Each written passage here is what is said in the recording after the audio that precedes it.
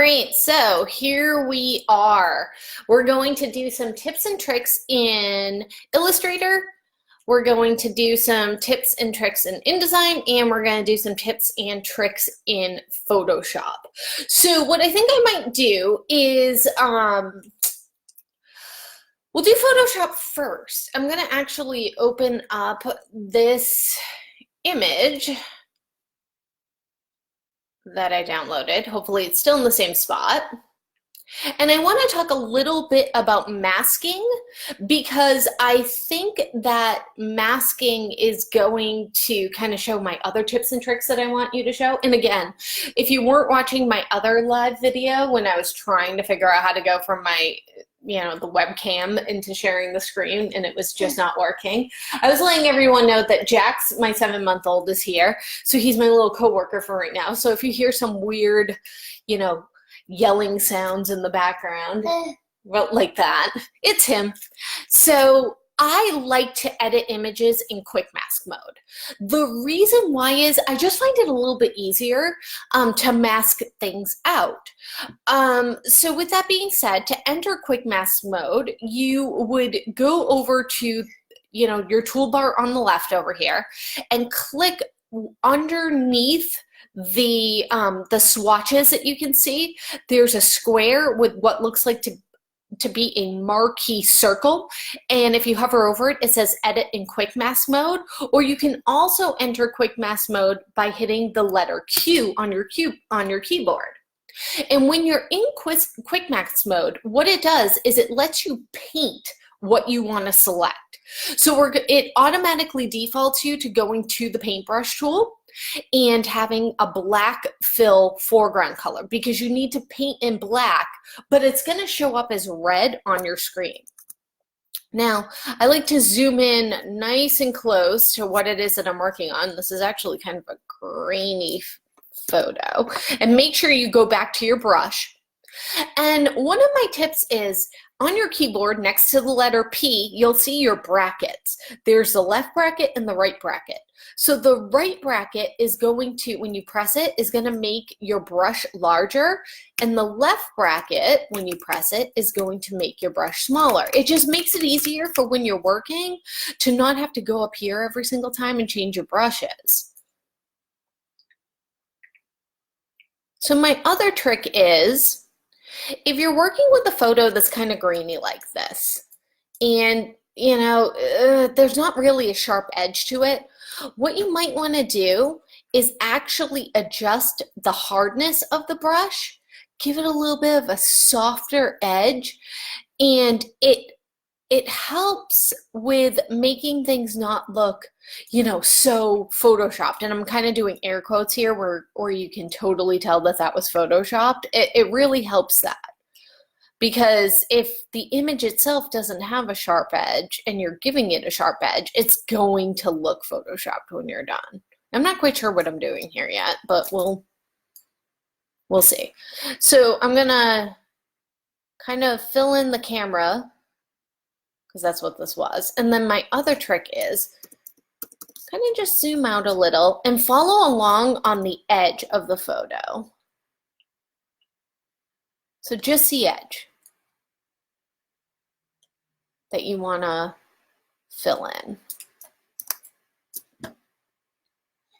And again, if you haven't yet mastered, using the pen tool in Photoshop to select something, and this is far too detailed for using the lasso tool, this is where quick mask is a really great option for this.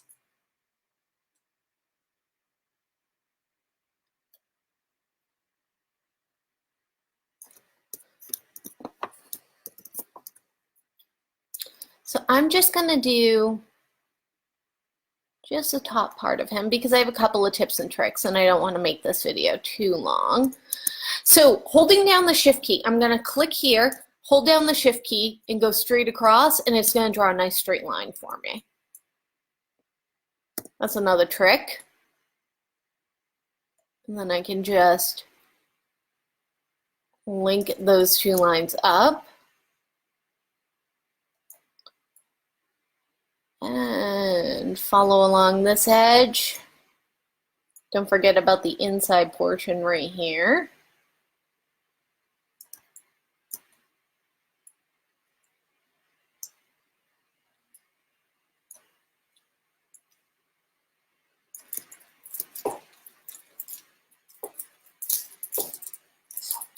And then I'm just going to connect it back up where I already started and zoom out.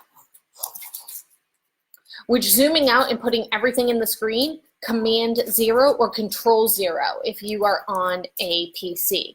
So now I want to go to my magic wand tool, which is the letter W, or it's right up here. Now make sure you're on the actual magic wand tool, not the quick selection tool. And we're going to select the inside. And I want you to zoom in a little bit so you can see. You'll notice when you select it, it doesn't really grab all of those pixels.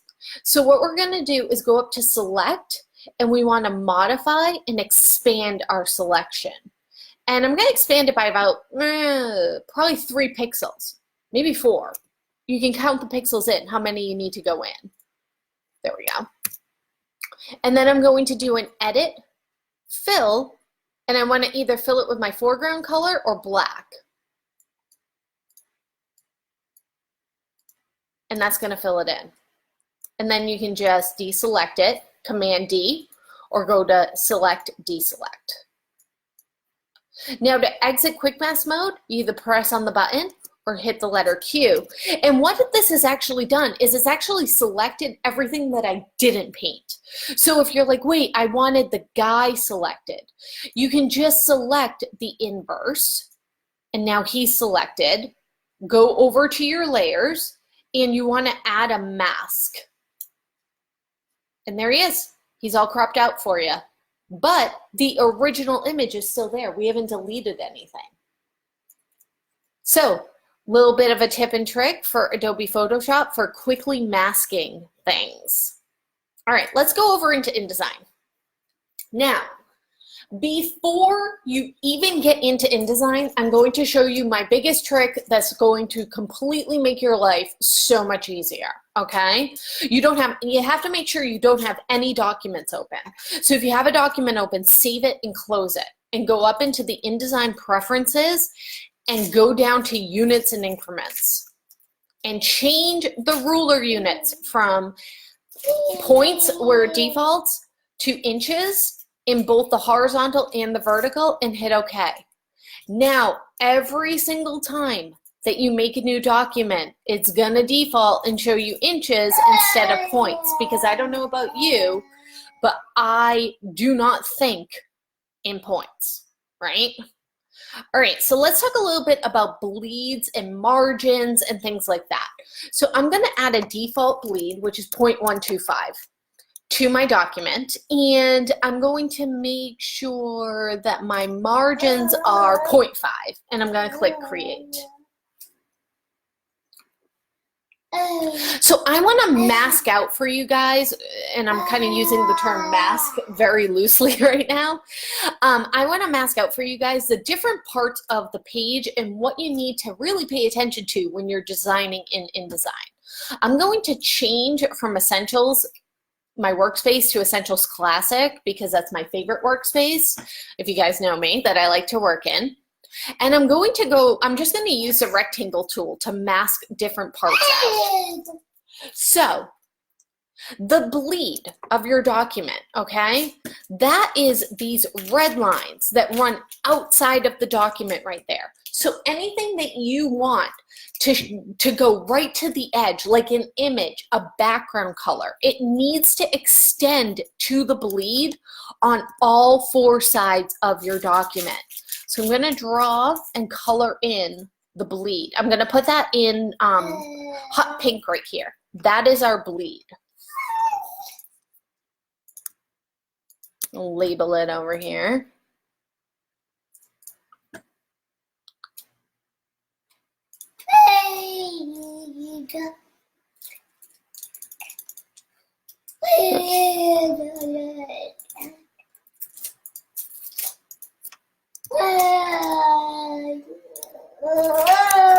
And remember, when you're in InDesign, anytime that you want to type, you have to draw your text box first. All right, so there's our bleed.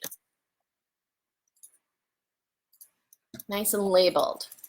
Now, next thing is we want to be aware of the edge of the page. So I'm going to do the edge of the page in blue, just a cyan blue.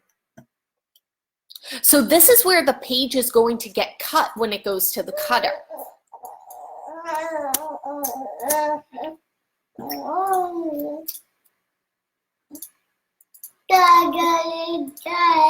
Yeah.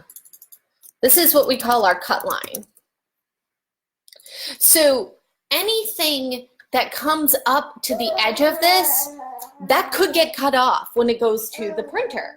And the reason why is when things get fed into the cutter machine, you know, it's not a perfect process. It just isn't. So what ends up happening is the paper kind of shifts back and forth when it's going on the cutter, and it kind of moves. So you want to make sure that things go definitely to the bleed line, but anything that is at that cut line, it can't be anything important. And this is where your margins come in. So these are those pink lines right here that show up inside the page. So let's mark that off in white so you can really see it. So those are your margins. And you want to have a really good margin on your page, because you don't want anything that should definitely not get cut being up against or past the margins on your page. And anything that falls within those margins, that's going to be what the printer considers to be your safe zone. So if something is within the margin and it accidentally gets cut by the cutter, your printer is going to have to reprint that for free and recut that for free for you. So it's extremely important when you're sending a piece off to a printer for your client that you have things within those correct margins. Now, the next thing I want to show you is setting up the baseline grid and talking a little bit about the baseline grid, because the baseline grid can be a little bit confusing. So let's say, you're not quite sure, like you've been following along with the specifications in your class for setting up a baseline grid at a certain point size, but you don't know why it is that you're setting it up for that point size. So let's say that my font that I'm working with is Futura, which is a great font, but it's a tall font, right? It's a little bit tall. So I need to have a little bit taller than, than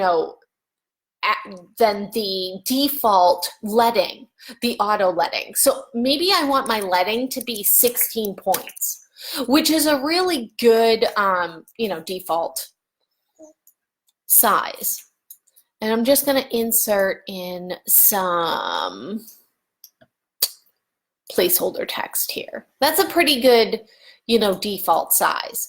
And let's say that I'm going to have, 3 columns of text here, which if I was going to have 3 columns of text here, just a hint, I want to extend, if I was purposely keeping a white background on the text, I want to extend this white background past my text boxes, because I don't want it to go right up to the edge, because visually it will be a little bit difficult to read. So let's fix that. Let's do things correctly. Go to my align tool. There we go. Just make it all nice. All right, so I'm going to go up and make my baseline grid. To make my baseline grid, I have to go up to InDesign up in the top, and I need to go down to my preferences and go to grids. And I want my grid to be light blue. I want it to be relative to the top of my margin, because I'm not going to have any text going past my margin, and I want to start at 0. Now my increment, I want my increment to be the same as my body copy's leading. because those are the lines on the page. So if my body copy's leading is 16 point, I want my increment to be every 16 points. And I want to uncheck grids in the back because I want to be able to see my grid. And you might need to change the threshold, I found, to being 65% and hit OK. And then if you don't see it yet, you need to go to Window or View, View, Grids and Guides, and Show Baseline Grid. And then if you still don't see it, sometimes you have to zoom in a little. And you'll notice right here, my text, it's not up on the grid. So why is that? That's because I haven't set a style yet, right? That's where those paragraph styles come in. So I'm going to click on paragraph styles, and I'm going to make a new style, which is the same as making a new layer. Anything new, it's like that piece of paper, and it's going to say paragraph style 1. I always want to name my styles because it makes it a little less confusing. And I'm going to double click, and I'm going to name it body copy. And my basic character formats, Futura medium, because it's kind of defaulted to the last font I used, 12/16, perfect. This is where I need to fix it so it aligns to the grid. I want to go down to indents and spacing, and where it says align to grid, I need to say all lines. I want to align all my lines to the grid and hit OK. Now, any of my text boxes that I want to be that style, I need to select them on the page and click on body copy. Now, everything is aligned to my grid. Even if I move this text box up, it's going to stay aligned to the grid. Let's say I move it like this. Remember, I told it to align to the grid at 0, which this is 0, at my margin. So it's doing exactly what I want it to do. Now, let's say that I'm like, I want my margin to be a little bit bigger, but I don't want to go into all of these text boxes and fix it, even though I want it to be 18-point text. I can change my grid. I can go down to my preferences, go to grids, and change it to increment every 18 points. And maybe I want it to start at 0.5 instead of starting at the top, start at 0.5 at the top of the margin. Click OK. Look at what it's done. It's fixed those points. There we go. So that's, understanding where things are located. Now, the next thing that you're going to have to do is you're going to have to make PDFs that show the crop and bleed marks. And this is where I find that people are having some confusion is setting up those crop and bleed marks. So I want to give you another tip and trick. Let's go and make a preference for crops and bleed marks. So every time we have to do something with crops and bleed marks, we have a preference for it. So go to File, Adobe PDF Presets, and I want you to first go to High Quality Print. And it's going to say, where do you want to save it? So just, name it and save it. I'm going to say, a test file, because that's basically what I'm doing right now. And I'll just put it in this folder and click Save.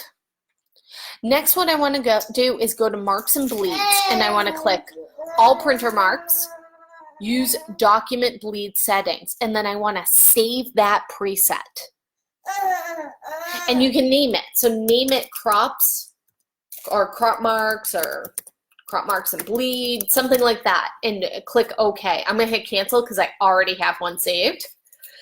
Now, next time that you go and you need to make a document that needs to have the crop and bleed marks shown, when you go to Adobe PDF Presets, whatever you've done, bleed crops, crops and bleed marks, you can see I've done this a whole bunch of times every time I teach this. You can just select that setting and hit save, and it's going to save your PDF that way with the crops and bleed marks ready to go. And I know that I have overset text. So, a little bit of a trick for Adobe InDesign. All right, let's go over into Adobe Illustrator and create a new document. I'm just going to do an 8x8 with some 2 artboards, we'll say. All right, so first, Essentials Classic, my favorite workspace. I'm actually working in Shannon's workspace that I have saved where I have everything that I use all the time saved.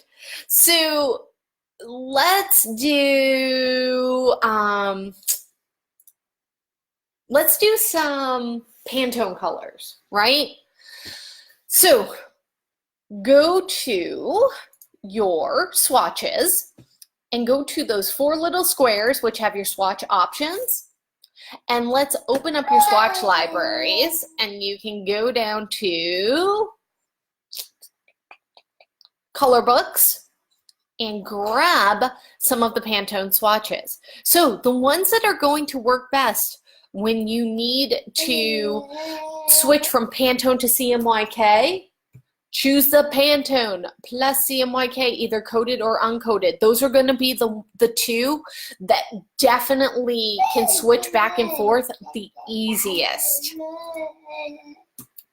And I'm going to open up that, and boom, you have a ton of colors that you can choose from. So, you like the colors? He likes the colors. All right, so let's go and make some oranges. Oranges are always the ones that seem to have a hard time switching back and forth between CMYK and Pantone. Another one that always seems to have a hard time is the greens, I find. Green has a hard time. So let's scroll till we get to some greens. And it seems to be like the bright green, so I'm going to pick that one. All right, so I have my Pantone and my Pantone blocks. Next, what I'm going to do is I'm going to make a copy of them and bring them down. And for these ones, I need to change them to CMYK. So this is how I'm going to do this. I'm going to click right here, and I'm going to go over to my swatches. I'm going to double click. And I want to change it to a process color, which it already is. Oh, that's what I want to do. I want to change these two, sorry, my Pantone colors to spot. So I'm going to click here, double click, and I want to change it from process to spot right here. I'm going to click OK. And see how it gives you that dot where the orange doesn't have a dot yet. Next, we're going to double click on this one, change it from process to spot, and click OK. If we didn't choose a Pantone plus CMYK option, we would need to do this a little bit differently. And I'm going to do a file, save as. I'm going to save this as a PDF real quick. I'm going to say spot Pantone and change this to a PDF and hit save. Okay, save, double check my options, output, color conversion, make sure it's on no conversion, save PDF. Sometimes Illustrator likes to do like really bizarre things. I'm going to open up this PDF and we can double check it. So I want to check it by going to my preferences, which are, they moved where they were. It used to be so much easier to find things. More tools. I think it might be print production. I forget. I always forget what it's called. Let me, print production, output preview. Yes, output preview. All right. So this is where you can check it, is output preview. So if I unclick, oh, did it? Oh, I knew that was going to happen. It did weird. Changed both of them. I need to edit these ones and convert these two to CMYK. There we go. Because I changed it in the swatch, these two should be different. All right. This is why you want to check. do a file save as. I'm gonna close this bad boy out.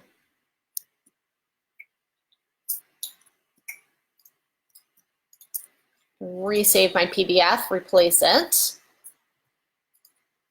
and we'll check it. And the reason why you want to check things is if you send things to the printer, again, and they're not done correctly, so you go to More Tools, scroll down, go to Print Production, and go to Output Preview.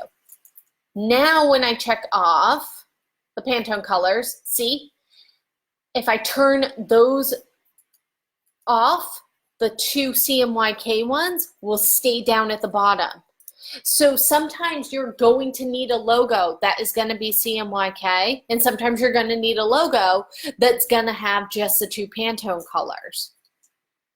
So again, you can double check your PDF by clicking and turning off the Pantones, and then you can turn off the process plates, and the ones at the bottom should go away. So to recap how to do this in Illustrator, again, double check in your swatches that your Pantone colors are set to spot and that your CMYK colors are not. So if I have this one selected, it should put a black border around it on the swatch panel. If I have this one selected and it's no longer spot, it shouldn't show up that it's selected. What I can actually do to check it is I can actually add this color to my swatches and do the same thing with the green. So that way when it's selected, I can see it in here and see that it doesn't have that dot. Now let's go over and pick a Pantone that isn't Pantone plus CMYK, because there's lots of different Pantone books in there. So again, I need to go back into my swatch libraries, go into my color books, and this time I can pick, maybe I'll just do solid coated. And again, this is where you're going to want to check and see whether or not those oranges have a weird, conversion when you convert them to CMYK, and the same thing with your greens if they have a weird conversion. So let's find a green. Usually it's the bright greens that give you the trouble. Like the really bright greens. We'll try this one. All right, so for this one, you'll notice it already has the dot. So if I click, you can see it's book color, which is a spot color. And I'm going to need to select these two and convert them to CMYK. And I want to look and see if there's a big difference when I do a conversion. And if there is, I need to pick either another spot color or I need to start to adjust that CMYK until visually there's not that much of a difference in the color. So I'm going to do Edit, Colors, and convert these two to CMYK. And so far it seemed pretty good. That seems to be a pretty good conversion. I can tell you right now, probably this one wouldn't have worked.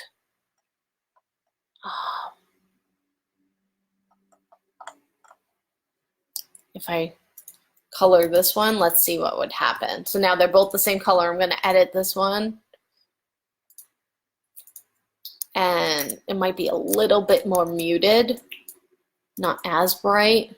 Actually, that was pretty spot on. Usually, I'm pretty good these days at guessing which ones are going to work and which ones aren't going to work when it comes to conversions. But we can check them again. So let's save this again as our PDF. Close it out. Open it up and double check it again. So we can go to page 2. And you can kind of see when you're outside of Illustrator, see how you can kind of see the difference now in the PDF? The orange and the green, it's a little bit more muted. It's not as vibrant in the PDF. So kind of interesting. But you can turn off your spot plates and your CMYK plates should still be there, and turn off your process plates and your spot plates should still be there. But way more of a difference in these two than there were in the ones that were labeled as being a good CMYK conversion. So the PDF is what you always want to check because you can't see it as much in Illustrator, but you can definitely see it in the PDF file in Acrobat. So you always, always, always want to check those PDFs. So one more thing that I want to go over, I'm just going to delete these. Let's do a little bit of pen tool work today. Because the pen tool, it's the tool that everybody has trouble with when they first start with. And the reason why is the pen tool is a tool you just need to get used to using. And I can't stress this enough. If you don't have a mouse, get a mouse because I don't know how people can do this with the trackpad. I can't personally do the pen tool with the trackpad. So to use the pen tool, there's a couple of keys that you're going to need to use at the same time. The big one being the Option key.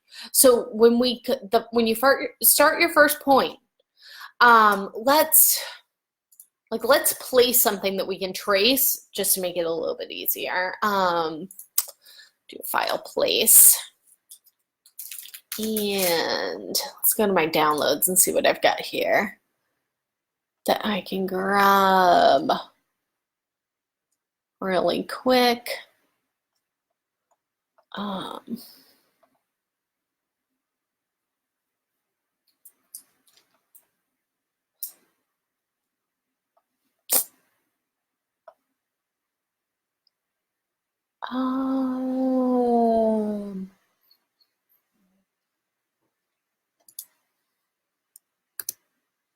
All right, let's grab this moped. I know, bizarre image, but let's pretend that we're, redrawing this moped as a vector image, something that my husband does all the time because he's way better at this than I am. We all know our strengths. We all know our strengths. All right, so I'm gonna make this a template. And I'm going to dim it just to make my life easier. And I'm going to work on layer 2, which I'm going to name my moped layer, right? Because I'm making a moped. All right, so I'm going to go to my pen tool and I'm going to zoom in. I always, I find it easier to zoom in when I'm doing stuff like this. So I know that I need a curve right here. So I'm going to click and drag around, like see how I'm dragging off to the left? Because I want my curve to curve to the right. So when I click, I'm going to hold down my Option key and not let go of my mouse. And I'm going to bring that handle over and click and drag, and then go to my Option key and grab this handle and bring it over. Click and drag, click and drag, click. Let go of my mouse key and click and drag that handle, not let go, and then grab this handle. You can go back to the space bar anytime you need to bring yourself around. And I'm just kind of following, clicking and dragging. Anytime that you see it go from the pen to that upside down V, I'm holding down my Option key. And again, it just takes practice. When you want something to curve to the left, you need the handle to go to the right. If you want something to curve to the right, you need the handle to go to the left. So that's really, and if you find that you need to go back and edit a handle afterwards, I find that the best way to do that is with the white arrow tool. Oh, you find that funny? You think using the white arrow tool is funny? Oh. And again, just kind of following along. But it takes practice. The pen tool really, really takes practice. And I find that the pen tool is actually way easier to use than the curvature tool for doing things like this. The curvature tool is great if you just need to do like one curve, like something like this. That's fine for the curvature tool, but to try to go in and it's gonna edit and move things over there, I have a hard time, honestly, using the curvature tool for doing anything more than simple things. So you would just keep following along, and you can draw the whole outside of the moped with, the pen tool. Doing something like this is a great way to just, hone your skills with the pen tool, so you can be able to do other things with it. So thank you everyone who, came and watched the little tools and tricks video. I hope that you found this helpful today, and have a great day, everyone.